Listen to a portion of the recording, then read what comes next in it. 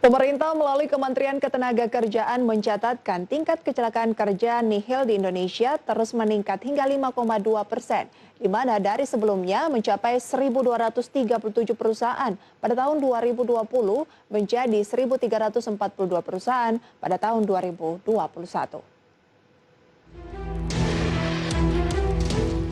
Menteri Ketenagakerjaan Ida Fauzia menyebutkan tingkat keselamatan dan kesehatan kerja atau K3 di Indonesia terus membaik.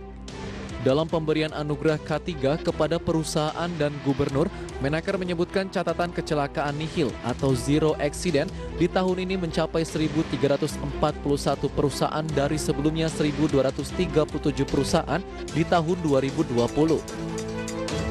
Bukan hanya itu, Ida Fauzia menegaskan tingkat kepatuhan penerapan keselamatan dan kesehatan kerja dengan sejumlah langkah mulai dari pencegahan, pemberian saran atau pembinaan, dan deteksi dini serta penegakan hukum terhadap pelanggaran peraturan Undang-Undang K3 sudah sejalan dengan tujuan pembangunan berkelanjutan atau Sustainable Development Goals. Upaya tersebut sudah beberapa tahun memperlihatkan hasil di mana perusahaan yang mempertahankan nihil kecelakaan setiap tahunnya mengalami peningkatan.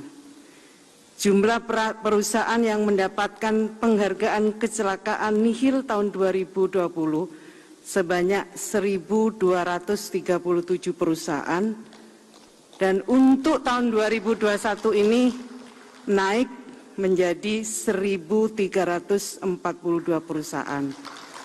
Artinya ada peningkatan sebesar 5,2%.